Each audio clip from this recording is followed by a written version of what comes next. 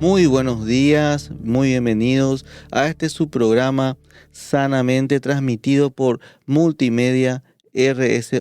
Agradecemos mucho al Comité de Educación de la Cooperativa Sagrados Corazones por este espacio. Hoy tenemos un tema que no es un tema menor, es un tema relacionado a la salud.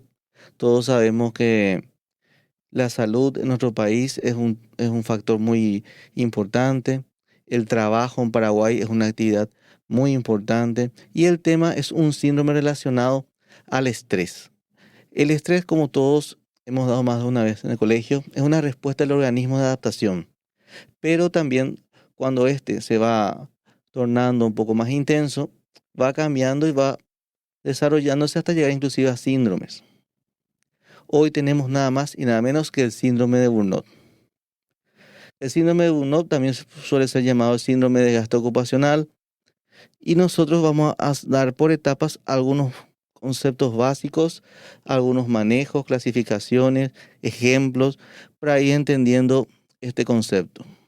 Generalmente también se lo llama como quemarse por el trabajo al burnout y es un término acuñado, el burnout, por Herbert Freudenberger en los años 70 y lo definió como un estado de agotamiento físico, emocional y mental que resulta de la exposición prolongada a las demandas laborales excesivas o al estrés crónico en el lugar de trabajo. El burnout fue operacionalizado dentro de lo que es el área de la salud por la señora Cristina Maslach y ella creó un formulario llamado MBI, Maslach Burnout Inventory, que sirve entre 16 y 22 ítems, de acuerdo a la versión, para poder clasificar en tres aspectos lo que es el burnout. Es decir, tiene una estructura trifactorial esta herramienta. Es ampliamente difundido en nuestro país y hasta la fecha se utiliza bastante. Presentaremos y hablaremos de varios estudios desarrollados sobre él en nuestro país también, muy actuales porque llegan hasta el año 2023 algunos. Pero vamos a ir marcando una diferencia clave con el estrés laboral. El estrés laboral es una respuesta inicial a una demanda específica. El burnout es un síndrome que resulta del manejo fallido o crónico de ese estrés. El burnout implica falta de compromiso y cinismo. El estrés puede implicar hiperactividad y un compromiso excesivo. Según el manual CIE 11 de la OMS, es un síndrome resultante, como decíamos recién, del estrés crónico en el lugar del trabajo que no ha sido gestionado con éxito, con tres dimensiones: el agotamiento, la parte de la despersonalización o cinismo y eficacia profesional reducida. No es un trastorno médico por sí mismo. Por eso la CIE 11 lo ubica como un fenómeno ocupacional, una razón de consulta vinculada al trabajo. La idea central no es la de estar cansado, sino que es un quiebre sostenido entre la demanda del rol y los recursos disponibles. Que una vez conversamos sobre eso, que es qué herramientas yo poseo para hacer frente, decíamos, a los desafíos. Bueno, acá el burnout lo que indica es que lo que hace más énfasis es en ese quiebre, en ese desgaste sostenido que uno tiene sobre ese estrés crónico en el trabajo, principalmente. En la práctica, esto se expresa como una fatiga emocional persistente, un trato cínico distante hacia usuarios, hacia colegas y sensación de ineficacia, que no logro lo que yo quiero lograr, no produzco lo que quiero producir. También podemos hablar que es un factor de riesgo psicosocial.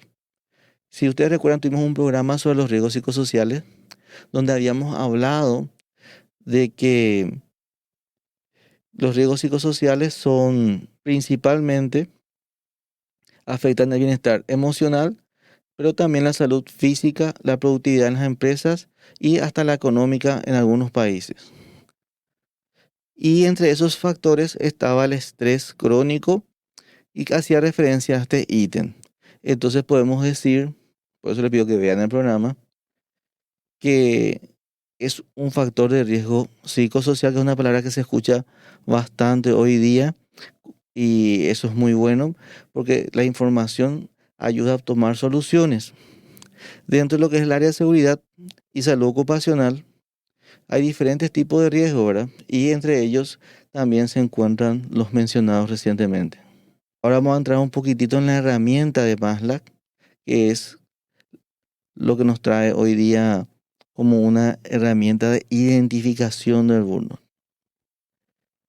Entonces podemos ver, como decíamos, que se divide en tres dimensiones el MBI, el test de Maslach Burnout Inventory, y este lo que hace es distribuir entre agotamiento emocional 9 ítems, 5 ítems para despersonalización y 8 ítems en realización personal. Cristina Maslach fue la principal investigadora y al desarrollar esta herramienta ayudó muchísimo y aportó muchísimo a las investigaciones y diferenciaciones que había entre el acuñamiento del término burnout con el estrés crónico. Y también ella clasificó en esos ítems que mencionábamos como agotamiento emocional aquel sentimiento de no poder dar más de sí mismo a nivel emocional. Muchas veces nosotros sabemos que uno llega a un punto, por eso hablaba de un quiebre, que sentimos que ya dimos todo, que no podemos entregar más de nosotros, y es como que ahí entra como una especie de bloqueo, porque en todo quiebre, para que surja ese desgaste y que la persona empiece a deteriorar su salud, obviamente lo que empieza a sentir es que no es la utilidad, empieza a fallar. Entonces, ¿qué ocurre? Puede ser que yo despierte cada mañana, tenga una sensación profunda de fatiga que no se alivia con el descanso. No importa cuántas horas duermo, no importa si me tomo días libres, yo me acuesto, duermo y siempre me levanto con esa fatiga. Otro ejemplo podría ser ese sentimiento que los recursos emocionales o la energía personal se ha consumido por completo. Siento que no puedo generar una respuesta. No puedo yo hacer frente a esa actividad rutinaria que yo tengo. Se ve mucho esto en el personal de blanco en los hospitales, que la gente a veces, principalmente en la parte de recepción o secretaría, dice, ¿por qué me trató así? Y la persona no es que está ahí un rato, todos los días cumple un horario. Y también en los primeros tiempos nos tocó con la licenciada que no está ahora, estuvimos recorriendo el país y estuvimos haciendo capacitación en atención al personal de blanco. Y ahí muchos nos mencionaron que a veces la gente no tiene esa empatía con la persona que realiza las coberturas de la atención, y a veces parecía que la gente viene solamente como para descargarse por el personal de blanco. Y realmente lo que ocurre es que cuando uno está en una situación de tensión, por ejemplo, y va hasta un nosocomio, lo que hace es sencillamente espera, debido a su necesidad de urgencia, una respuesta rápida y que todo el mundo se sume a esa necesidad de una solución. Pero la salud es algo que requiere tiempo, y la persona que está ahí sintiese que ya ha vivido muchas veces lo mismo, que ya ha ocurrido lo mismo, entonces lo que va ocurriendo es que le genera dentro suyo poco a poco una una falta de ya empatía, siente que no puede más empatizar para contener y empieza ya a distanciarse con esa persona que viene a buscar consulta, ¿verdad? Otro ejemplo podría ser la manifestación de síntomas físicos como cefalea, que es dolor de cabeza, insomnio o problemas gastrointestinales recurrentes. Ante esa situación que se suele dar en forma crónica, es decir, frecuente, yo cada vez que se acerca la situación empiezo, ya me causa dolor de cabeza, tengo que irme a ese lugar nuevamente, siento ya ardor en el estómago. Después tenemos lo que es despersonalización o cinismo, que ya es cuando yo genero actitudes negativas, que es lo que mencionamos recién, distantes o cínicas hacia el trabajo, los compañeros, los clientes, que es el ejemplo yo le decía. En el primer momento yo sentí que ya no tengo esos recursos para poder empatizar. Lo que yo hago en la parte de despersonalización es ese distanciamiento que mencionaba. Con los clientes, en el caso, lo que es la parte de blanco, o puede ser también una persona que esté en la parte de cobranza, que tiene que estar llamando a las personas y recibir una respuesta diariamente, ¿verdad? Entonces, ¿qué pasa? Ese trabajador, esa persona que tiene que hacer esa misma tarea todos los días, de la misma forma, siguiendo el mismo protocolo, va generando en sí un distanciamiento emocional, porque al principio, cuando uno empieza en una profesión, siempre trata de hacerlo lo más humanamente posible, pero de acuerdo a la respuesta que va recibiendo, va ya tomando unas medidas defensivas y entre ellos está el distanciamiento. En el ejemplo uno, por ejemplo, podemos decir tratar a los clientes o compañeros como objetos o números en lugar de personas. Y todos recordamos, por ejemplo, aquella vez, aquella empresa de cobranza que donde la persona le trató de una forma muy incorrecta a la persona a la cual él llamaba y le pedía cobranza, recorrió el país, me acuerdo ese caso, y ese es el ejemplo sobre tratar como objetos. No me importa qué tengas que hacer, pero tenés que conseguir X monto, le dijo, y venir a pagar tu cuenta porque vos esto, aquello si mal no recuerdo. Y bueno, ese es el ejemplo uno. Ejemplo dos son sentimientos de apatía e indiferencia hacia el resultado o la misión de la empresa. Una compañía es un conjunto de personas que van en miras de un objetivo. Cada departamento está constituido por personas que también colaboran para el objetivo del departamento. El de la contabilidad es tener los balances al día. El de recursos humanos es reclutamiento, selección, capacitación. En algunos casos, hasta la actualidad, son salarios aún en el departamento de recursos humanos. Está mantenimiento, está la parte de lo que sería la parte comercial, si es venta, si es cobranza, puede ser una empresa de producción. Entonces, ¿qué pasa? Yo que soy parte de ese equipo que conforma ese departamento, me voy sintiendo con indiferencia. No me formo parte, no me interesa formar parte del objetivo. Y uno dice, ¿pero qué tiene que ver? Y cuando uno integra una empresa, cada empresa tiene un objetivo, sea cual fuere, sea una cooperativa, un banco, una empresa de producción. Entonces, cuando yo entro a trabajar en un lugar, yo entro, uno, para sostén mío, y dos, una vez que yo entro para sostén mío, también es para el sostén de todos los que forman parte de esa organización. Si es una organización de producción, tiene que producir y vender. Si es una organización comercial, está la parte de logística y ventas. Entonces, hay cada departamento con su función, tanto administrativo como operativo, por lo cual se necesita que todos pongan de sí, ya que en un contrato de trabajo, el objetivo es un crecimiento de ambas partes, de la contratante y del colaborador. Entonces, cuando la persona empieza ya a ponerse distante, a no querer colaborar, a no abrirse y no flexibilizarse, es un síntoma de que quizás se está despersonalizando. ¿Cómo yo sé eso? Porque yo le conocí en una etapa inicial que él no se mostró de esa manera, que él no se comportaba de esa manera, y veo esos cambios. Cuando yo noto esos cambios, siempre es bueno conversar. Por eso en las empresas, más adelante, vamos a dar una serie de ayudas, sugerencias de cómo gestionar el manejo del estrés para no llegar al burnout. El tercer ejemplo en lo que es la despersonalización, ese desarrollo de actitudes negativas, es el aumento del uso del humor negro o sarcasmo como mecanismo defensivo. En lo que es el área, por ejemplo, de seguridad y salud ocupacional, hay luego una frase que dice que no hay que hacer bromas en horas de trabajo. Y la gente te dice, ¿por qué vos no querés que bromeemos si las bromas alegran? El tema es que si hay personas, como en este punto que estamos tocando de despersonalización, que tiene actitudes negativas, su humor generalmente no es un humor para reírse, sino que generalmente va dirigido a una persona, a algo que no le gusta de la organización. Y no estamos diciendo que uno no se tenga que expresar, sino que hablamos ya de la actitud y de los hábitos que la persona va haciendo. Entonces, a veces ese humor puede generar también inconvenientes dentro de la organización. Quien les habla, por ejemplo, en una ocasión, lo que empezó como una broma entre uno y otro, donde los dos estaban de acuerdo, me tocó un caso así. Después uno le hizo una broma sobre un tema que no debía y el otro perdió el control, tuvimos que separarle por lo como se agarraron, ¿verdad?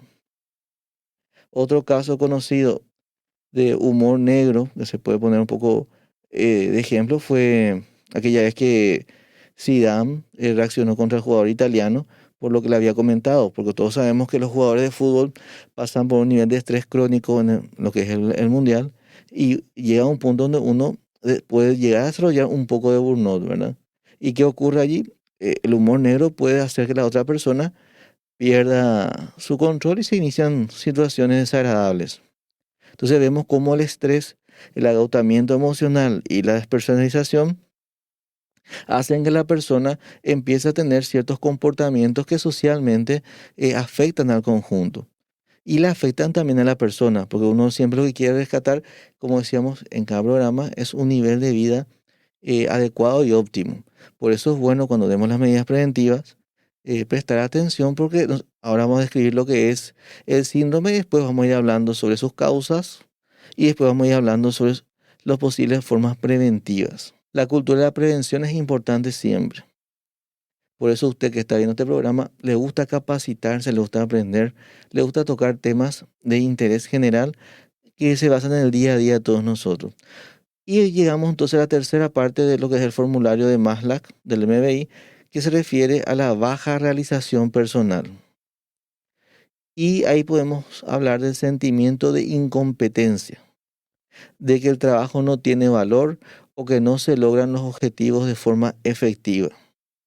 Ese sentimiento de incompetencia, de que lo que hacemos no tiene valor, eh, es muy importante. Grandes organizaciones o equipos, como decíamos nosotros, y a veces son departamentos dentro de una estructura organizacional, sea esta privada, comercial o sea una civil, los diferentes departamentos, cuando ya se entra en esa sensación de que es incompetente el departamento, afecta ya el resultado, porque lo que nosotros pensamos, nosotros lo convertimos en realidad. Por eso es importante cuidar la calidad de los pensamientos. Por ejemplo, cuestionar constantemente la valía de uno mismo y la habilidad profesional, a pesar de tener evidencia de éxitos pasados. No siempre uno va a estar en el primer lugar. Los que les gusta el fútbol saben que cuando un equipo sale campeón, al año siguiente todos los partidos parecen la final para ese equipo porque todos le quieren ganar al que fue campeón. Entonces, ¿qué pasa? Si las cosas no resultan, empieza un periodo de hundimiento. Y entonces ahí ya afecta mi resultado. Recordamos, por ejemplo, que hubo, creo que fue Francia, el equipo que, un ejemplo mundialista, salió campeón y el año siguiente fue el primero, no, a Francia o Alemania, el primero en eliminarse en la primera etapa del mundial, ¿verdad? ¿Y por qué ocurre esto? Porque a veces uno siente que las cosas que ya no le salen una o dos veces le hacen generar una incompetencia. Uno mismo se sabotea. Por ahí va el burnout. Entonces yo mismo empiezo a generar errores porque yo pienso que yo no estoy haciendo bien las cosas y que no valgo. Y no es un simple tomar conciencia, sino que a veces uno también requiere una ayuda profesional porque también está el contexto de la persona. Un suponer. Suponte que esta persona que cuestiona su valía y su habilidad profesional, recientemente haya perdido una persona en su vida familiar que le da un sostén emocional. Entonces, ¿qué pasa? La persona que la apoyaba, por decirlo en la casa, quedan otros que no. Entonces, obviamente la persona va a entrar en uno por el duelo y dos por su sentimiento de no valía en una espiral de pensamientos negativos que le llevan a una incompetencia. Entonces, él siente que cuando él falla, refuerza que él no sabe hacer las cosas cuando realmente está pasando por una situación emocional y requiere de la ayuda y el acompañamiento de otra persona. Un ejemplo 2 de lo que es la baja realización personal dentro del burnout es la reducción en la productividad o en la calidad de las tareas realizadas. Hay gente que nosotros conocemos que tiene una memoria increíble. Parece que nunca lo se olvida de nada. Pero un día esta persona agarra y está errática. ¿Qué quiere decir está errática? Se olvida de una capacitación, se empieza a olvidar de algunas cosas. Entonces, esa es señal que el estrés ya le está empezando a afectar en su productividad. Porque de ser una persona muy organizada, empieza a tener olvidos. De ser una persona se manejaba con agenda y anotaciones, ya no anota, pues ya, como decíamos hace un momento, en agotamiento emocional y en despersonalización, ya hay como un desinterés que se va generando, ya hay una actitud negativa, una sensación que uno no puede, entonces ya ni anota porque siente que ya no va a poder cumplir con esa tarea. Entonces ahí va reduciendo su productividad o muchas veces la calidad. La persona era una persona muy detallista Esas que te mira de pie a cabeza, por ejemplo, y ve lo que falta, si combinan o no los colores, y de repente ya ni se fija cómo estuviste vestido. Y vos recordás conversaciones donde ya se acordaba perfectamente cómo vos estabas, cómo te peinaste, si sonreíste o no, y ahora no lo hacen. Entonces ahí uno se va dando cuenta que la persona empieza a estar afectada por el estrés. Puede tener diferentes orígenes, pero ya le afecta en su calidad y desempeño en el trabajo. Otro ejemplo podría ser la pérdida de motivación para el desarrollo profesional y estancamiento. La pérdida de motivación es un punto bastante amplio porque cada quien se motiva de acuerdo a sus propios intereses. Voy a dar un ejemplo sencillo. Hay gente que su motivación es terminar una carrera, hay gente que su motivación es formar una familia, hay gente que su motivación es sostener lo mejor que pueda esa familia y darle un futuro, hay gente que su motivación es tener la mayor cantidad de títulos académicos, hay gente que quiere, es la cantidad de dinero que pueda recaudar, para otros es la cantidad de fama que tenga. Por eso vemos hoy día un montón de personas que se dedican al streaming, a ser influencer, porque les gusta ser visto, ¿verdad? Y también uno está hablando desde el punto de vista no de que él quiere ser visto para conseguir más trabajo, sino ser visto por el hecho de ser famoso. Porque sin publicidad tampoco uno no puede trabajar. Uno habla ya de un cierto narcisismo en este caso. Entonces, ¿qué pasa? Como la motivación es un tema tan individual, tan particular, entonces nosotros lo que tenemos que hacer es siempre tocar motivación, que es una charla, de un tema bastante bueno. Cuando uno habla del propósito de vida, por ejemplo, que es una charla que todos hacen hoy día, por lo menos donde yo sé, ya son más frecuentes la cantidad de personas que van, cuál es mi objetivo, y ahí vas viendo qué te motiva. Y cada año nosotros recordarse eh, y ponerse un objetivo cercano, referente a las tareas que hago, mediano, referente a lo que puedo lograr con esas tareas cumplidas, y a largo plazo, que ya es un deseo mayor. Ejemplo, si tu objetivo es la universidad y tenés un año en el cual vos podés decir, bueno, con este trabajo, yo lo que hago es pago mi cuota. Pagando mis cuotas, a mediano plazo, termino el semestre, termino después el año. Sumando los semestres a largo plazo, termino la carrera. Entonces siempre es bueno motivarse diciendo, no tengo que soltar, porque si yo suelto me voy a retrasar. Porque hay muchas personas que he conocido yo que al estudiar una carrera la han dejado y dicen, no, este mes no más voy a dejar. Y a veces pasa un año, pasa 2 años, y entonces lo mejor es motivarse por el hecho de como sea, yo tengo que cerrar por lo menos las primeras etapas, después veo, por ejemplo, con mi tesis. Porque lo que uno no quiere es perder esa motivación del estudio. Ah, bueno, no puedo agarrar todas las materias de este semestre. Voy a agarrar algunas. Y así voy no soltando aquella motivación. Otras personas, la motivación la sostienen por medio de imágenes. Yo solía ver en una empresa donde yo estaba que había personas que ponían fotos de lugares como Cancún, ponían automóviles, ponían cunitas, ponían todo fotografías para ver qué es lo que les motivaba. A veces, para no perder esta motivación, es bueno tener algo cercano que nos la recuerde. Porque si no, cuando yo estoy en este punto tercero, que es la baja realización personal, yo de repente, como estoy perdiendo el interés, estoy teniendo actitudes negativas, a veces hasta quiero patear mi motivación. Por eso siempre la motivación es un factor no menor, porque es lo que se refiere a todo el potencial que va a concentrar la persona hacia algo. Y al no tener hacia dónde, es difícil concentrar el potencial. Hay una clasificación oficial en cuanto al burnout, donde vamos a entrar ahora, que es la siguiente. Y utiliza el código QD85 en el caso del CIE 11, bajo el capítulo de problemas asociados al empleo o al desempeño.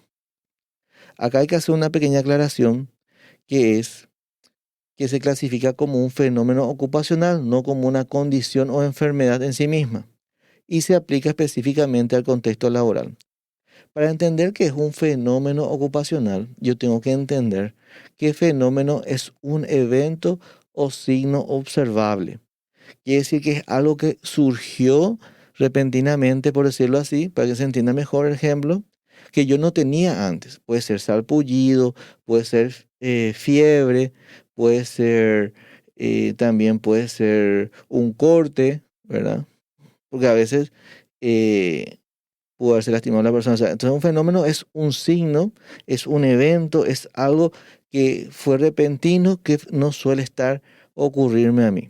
Mientras que una condición es un estado anormal de salud que afecta a una persona de manera más general, ya sea que cause síntomas o no.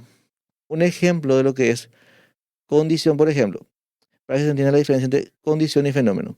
Si yo consumo un alimento alto en azúcar y en mi examen anual me sale que yo en la parte de glucosa tengo 50, consumo ese objeto dulce y me tomo a los 10 minutos el nivel de azúcar y me sale 130, eso no indica que yo sea diabético, indica que tuve un pico alto de azúcar. O sea, es un fenómeno. Yo me voy a tomar al día siguiente sin consumir aquel alimento y me vuelve a salir 50. Entonces fue un fenómeno, se confirma. Ahora, una condición que dice que afecta a la salud en forma general es que yo hoy me tome el nivel de azúcar, de glucosa de sangre y me salga 130.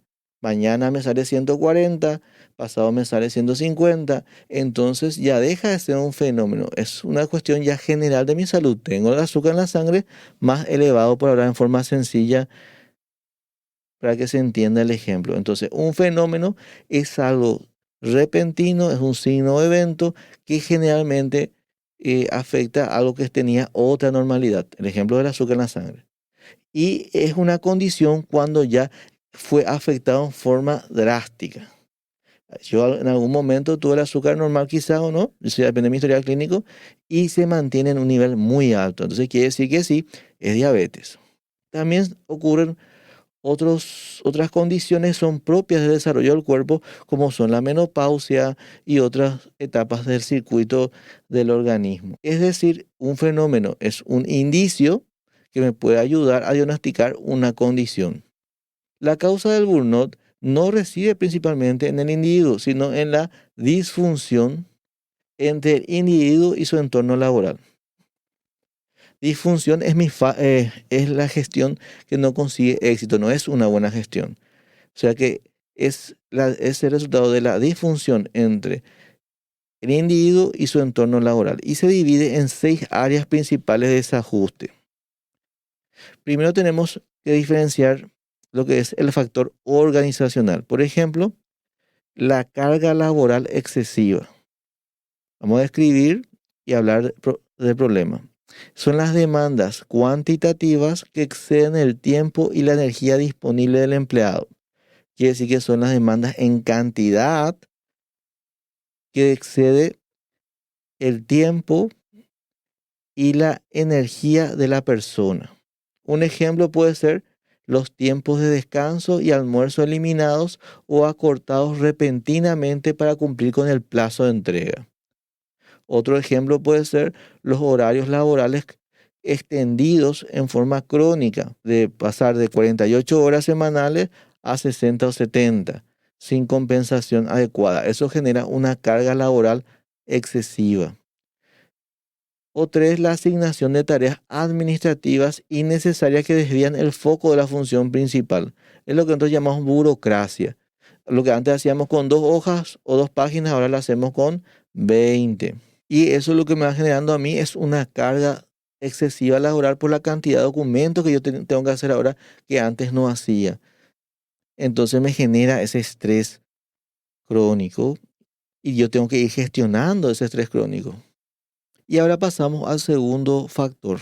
El primero fue carga laboral excesiva y ahora la falta de control. ¿De qué se trata la falta de control? Es la ausencia de autonomía en la toma de decisiones, ritmo de trabajo o método de ejecución. Esto hay varias formas de verlo. Porque uno dice, bueno, pero uno tiene que tener derecho a tomar ciertas decisiones. Y ahí nuevamente tenemos que ver qué tarea realiza la persona dentro de la organización. Si yo estoy en el área de producción, por ejemplo, estoy en una planta de ensamblaje de motos, de bicicletas, motobombas, equipos de celulares, lógicamente muchas decisiones que tomar no hay porque mi tarea es repetitiva. Entonces, lo que yo tengo que hacer es lo mismo varias veces, pues yo tengo que hacer un volumen. Entonces, ahí no hay una cierta autonomía, por ejemplo, de toma de decisiones, porque yo voy a estar realizando la misma tarea siempre que esté en ese mismo cargo.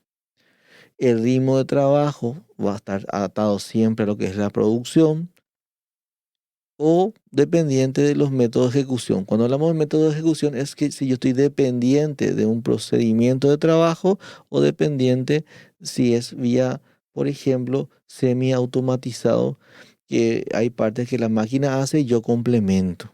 Entonces yo no voy a tener el total control de la actividad que estoy realizando. Por eso la falta de control es un factor organizacional de estrés que es uno de los que ayuda al desarrollo de este síndrome. Otro ejemplo que no sea del sector de producción, vamos a volver al sector de trabajador, de lo que es el sector de blanco.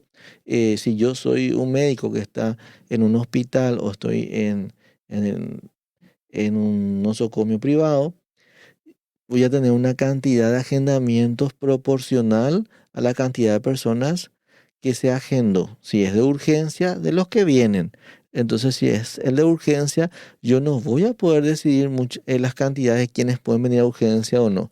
Van a venir todos los que tengan una urgencia. Y todos los que conocemos, por ejemplo, los diferentes nosocomios, sabemos que en urgencia, generalmente los fines de semana, hay una marea de personas que están ahí, entonces la persona va a sentir una cierta fatiga que se va a ir acumulando porque no lo está haciendo una o dos veces, sino todos los fines de semana y todos los días que se junten mucha gente. No tiene un control por la cantidad que viene. Asimismo también, otro ejemplo en la parte de lo que es el registro de facturas, por ejemplo, en facturas, en lo que es la carga de facturas, yo controlo las facturas, por ejemplo, en cuanto a lo que vendí. Y estoy en una empresa de venta minorista. Obviamente, si tengo que puntear la inmensa cantidad de facturas que se originaron, voy a estar un tiempo muy grande si mi trabajo es manual. O sea, yo no tengo una autonomía de toma de decisiones porque mi trabajo es repetitivo. Ahora vamos a ir a otros ejemplos. Que el empleado no puede decidir la prioridad de sus tareas, lo que genera interrupciones constantes y frustraciones. Trabajo repetitivo, como decíamos. También puede ser los cambios en los procedimientos o tecnologías que se imponen sin consulta ni capacitación previa. Hay empresas que no tienen un sistema de comunicación interna adecuado. ¿Qué es la comunicación interna? Nos hablamos entre todos para mantenernos hacia el mismo objetivo y nos avisamos los cambios que hubo. Hay empresas, por ejemplo, que tienen multimedios por correo, por WhatsApp, etcétera, y se olvidan de ese contacto personalizado de hacer una llamada, de acercarse y recorrer las oficinas, de conversar. No, ¿para qué si yo mandé un correo? Entonces, como dice acá, los cambios de procedimientos que se imponen sin consulta. Y vos no te enteraste que se cambió el procedimiento, se alzó en la nube, en la carpeta compartida de todos, te mandaron un correo con el nombre del procedimiento cambiado y vos en tu día a día no viste. Y te genera eso un estrés y porque te sentís desconsiderado o no parte del equipo. Otro ejemplo puede ser los objetivos son definidos unilateralmente por la gerencia sin que el trabajador pueda negociar los recursos o los plazos. Siempre es importante entender que nosotros tenemos que analizar el contexto, cómo es el rubro donde estoy, cómo es la empresa donde estoy, familiar, no familiar. Generalmente en nuestro país la mayoría de las empresas son familiares, la mayoría de los pymes son emprendedores que están apostando todo o nada. Entonces, ¿qué pasa? Si yo me ubico y tomo conciencia del contexto, a veces puedo entender por qué el objetivo es unilateral y la gerencia no me avisó. Porque no es lo mismo estar en una pymes donde somos 7 personas y le llamaron al jefe y le pidieron una mega producción y pagó al contado, que está en una empresa con mayor cantidad de personal, más estructurada ya y con tiempo en el mercado, donde puede analizar y llamar y decir, nosotros podemos o no podemos hacer, ¿qué nos falta? Por eso el contexto juega un papel clave, pero sí, yo no puedo controlar, no me siento parte, no se me informa es probable que yo me sienta con falta de control sobre la situación. Otro punto o factor dentro de lo que son los factores organizacionales, el primero es carga laboral excesiva, el segundo es la falta de control y el tercero es la recompensa insuficiente. Todo lo que estamos escuchando hasta ahora, si se dieron cuenta, todo lo que es laboral, organizacional, depende de qué tarea yo realizo, el cargo donde estoy, esa función que yo estoy desempeñando en un contexto real, que genera un nivel de estrés que de respuesta adaptativa al entorno es recurrente y se vuelve crónico. Y al no poder gestionar ese estrés crónico, se vuelve burnout. Entonces estamos viendo los casos que generan ese estrés crónico. En este tercer factor, que es organizacional, que es la recompensa insuficiente, es una percepción de que el esfuerzo no es valorado de forma financiera, social o institucional. Fíjense siempre como eh, la palabra percepción parecía no ser mencionada, pero estaba presente.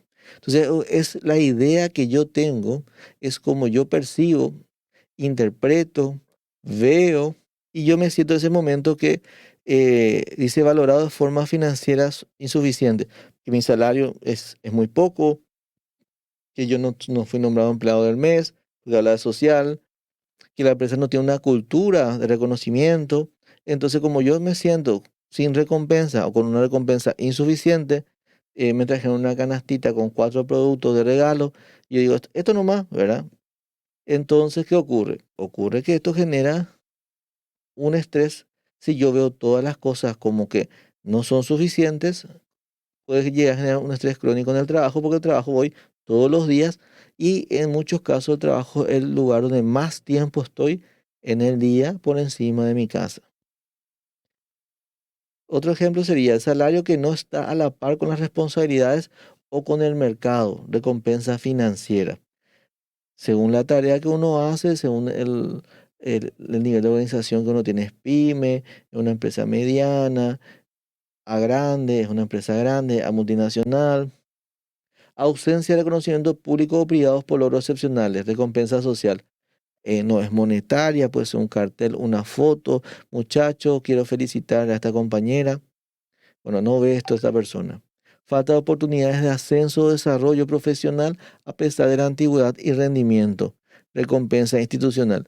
También el contexto, cuántos cargos para ascender hay, cuántos años tiene la empresa, las personas que están en esos cargos, qué tan eficientes son, o yo nomás percibo que debo tener. Entonces, si yo no se cumplen los parámetros de lo que yo espero, porque es una percepción, siento que es insuficiente lo que yo estoy recibiendo como recompensa.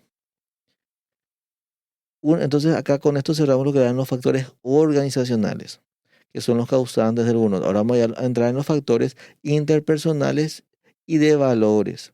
Comunidad, equidad y valores, en otras palabras.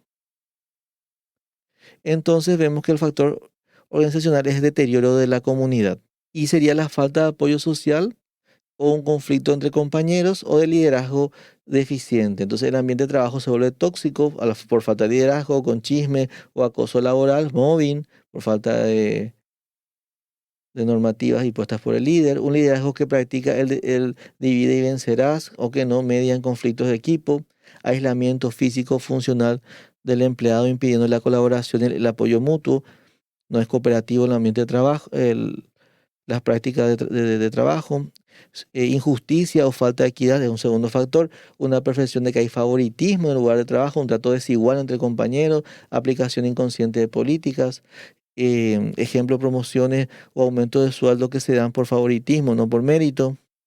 El tercer factor es conflicto de valores, desconexión entre los valores personales y profesionales y los valores de la empresa. Un profesional de la salud forzado a priorizar la rentabilidad sobre la calidad de la atención del paciente. Un ecologista que trabaja en una empresa que disimula prácticas perjudiciales para el medio ambiente. Luego entramos en lo que es síntomas y consecuencias. Los síntomas físicos que tiene el burnout son agotamiento crónico, que afecta al sistema inmunológico y nervioso. Ejemplo, problema de sueño crónico, insomnio, dificultad para mantener el sueño, manifestaciones psicosomáticas, dolores musculares, migrañas, hipertensión arterial, debilitamiento del sistema inmune, resfriado, infecciones recurrentes, emociones, segundo factor, emociones psicológicas, alteraciones del estado de ánimo y cognitiva, ansiedad generalizada, irritabilidad o ataques de pánico ante la idea de ir a trabajar, dificultad para concentrarme, pérdida de la memoria y bajo rendimiento, sentimiento de culpa, frustración, depresión, a veces uno tiene ideas de autoeliminación. Otro factor que son los conductuales, cambios de comportamiento, interacción social. Yo me voy aislando socialmente, me distancio de los amigos, familia, personas, compañeros de trabajo, absentismo laboral o presentismo, ir al trabajo pero estar en forma improductiva, no ir luego al trabajo, aumento en el consumo de sustancias, alcohol, tabaco, psicofármacos como una forma de escape. Otro ejemplo puede ser que yo busco otros mecanismos de escape, están la gente que es ludópata, apuesta.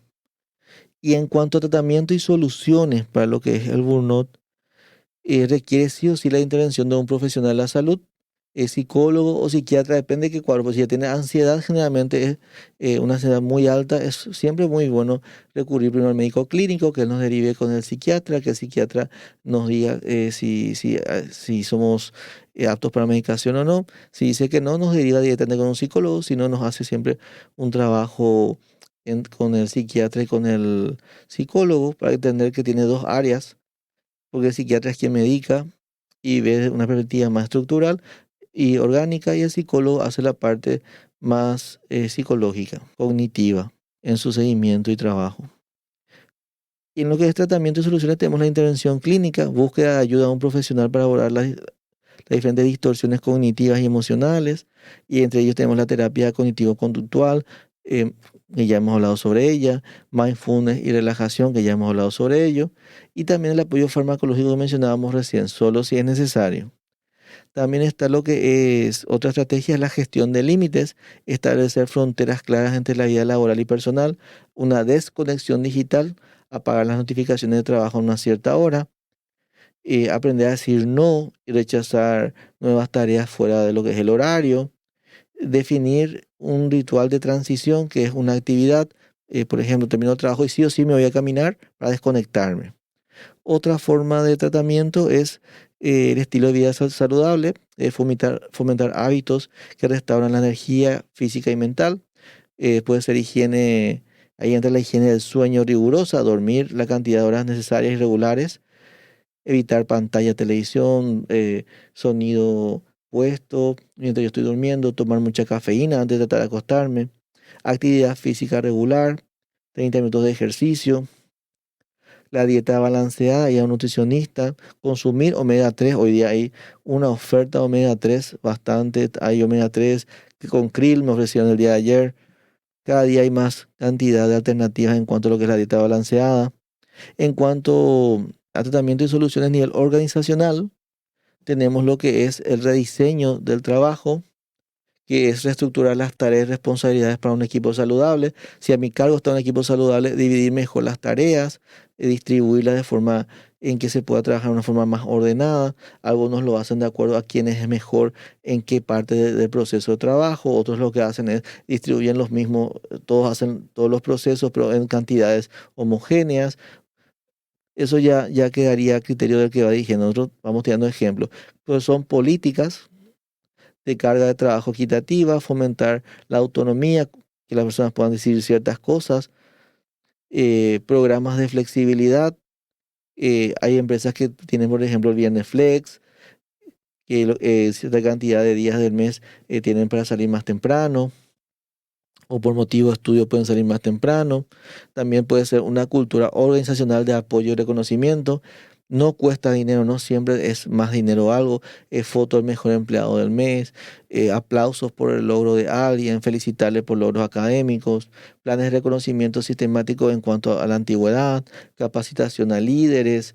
La capacitación también es una forma de cultura de reconocimiento, canales de comunicación asertivo, crear espacios donde trabajar, donde expresarse, Programa de bienestar, ofrecer recursos tangibles para salud mental y física, servicios de asistencia al empleado, talleres de habilitaciones de habilidades blandas y trabajar mucho lo que es en el programa de bienestar, la política de desconexión. Hay empresas hoy en día en nuestro país que hacen mucho hincapié en que se trabaja hasta las 5, se sale a las 5 y no te escriben nada hasta el siguiente día para respetar tu descanso, por ejemplo. Y tenemos estadísticas e investigaciones realizadas en Paraguay. Tenemos el estudio de Bogado en el 2010, que lo hizo con una población de médicos anestesiólogos y tuvo el hallazgo principal de que el burnout estaba presente a nivel global en un 72,6% de esos médicos anestesiólogos y en aquellos que eran residentes en un 88,6%. Qué alto el nivel hallado por Bogado en su estudio en médico anestesiólogo, 72,6% el nivel de burnout. La dimensión más frecuente en su conclusión fue el cansancio emocional, 60,9%, factor de riesgo ser médico residente menor de 35 años y sobrecarga del trabajo. En el estudio de Vitales, en el año 2020, ella estudió a los residentes de medicina interna del Hospital de Clínica de San Lorenzo. Encontró una prevalencia del burnout de 3 criterios. 46,5% de todos los pacientes, de todos los participantes tenían 2 de los 3 criterios por encima de la media, o en un nivel muy elevado. Se confirma que los médicos residentes son una población vulnerable, se requiere la implementación de medidas de mitigación institucional, fue su conclusión. En cambio, Gómez, en el 2023, en su estudio hecho en referencia o seguimiento de Itapúa 2020, también del personal de salud, un servicio de referencia a enfermedades respiratorias, en base a la pandemia, ¿verdad? En el 2023 la hace, el 64,8% reportó niveles altos de factores asociados al padecer el síndrome. 64,8%, imagínense ustedes, un nivel altísimo. Incluso antes de la escala de pandemia, la mayoría del personal ya presentaba indicios significativos de riesgo de burnout. Y como los números como a nivel nacional reflejan la realidad de la parte de todos estos trabajos fueron con lo que es el sector de blanco, faltaría ver otros sectores si se realizaron trabajos, porque todos sabemos que tras la pandemia el sector de salud fue el más traumatizado. Lo que hicimos capacitaciones posterior a la pandemia, recorrimos y escuchamos muchísimas historias de lo que ocurrió. Por ello, siempre hay que hacer ciertas recomendaciones a nivel organizacional, que es necesaria la estrategia y acción de inversión en bienestar y rediseño en la cultura. Esos espacios de descanso en las empresas, los juegos que se instalan en las empresas, futbolito, hay gente que he visto que pone hasta play, uno da esos 5 o 10 minutos y genera una cultura de corte, de respiro a esa rutina. Y también tenemos... Vamos a implementar evaluaciones periódicas del riesgo de burnout, la escala MBI de forma anónima, crear comités internos de bienestar para fomentar una cultura de apoyo y reconocimiento, y también eso genera una transparencia en los premios, garantizar un ambiente de trabajo libre de hostilidad y discriminación. En las mejores empresas para trabajar se hace preguntas sobre la discriminación y sobre la equidad. Y a nivel individual es autocuidarse y gestionarse y poner límites uno, poner esas reglas. Bueno, yo el trabajo voy a tener llamadas hasta las 6, hasta las 7. Jesús, yo no puedo no atender el teléfono. Entonces le pones un sonido por el trabajo, le pones un sonido especial al número del trabajo en caso de que suene. El resto no atendes. Y así te vas poniendo en práctica para ir soltando de a poco si no puedes hacerlo de golpe. Otro ejemplo es desarrollar una red de apoyo social sólida, familias, fuera del entorno laboral para tener actividades, priorizar el sueño y buscar ayuda profesional. Espero que te haya sido muy útil este programa. Es un tema bastante interesante, requiere un enfoque tanto organizacional como individual. Y esperemos que te sea útil y podamos encontrarnos con un nuevo capítulo de Sanamente. Te deja tus comentarios si conoces otro estudio nacional para poder tenerlo en cuenta para una siguiente emisión de este capítulo.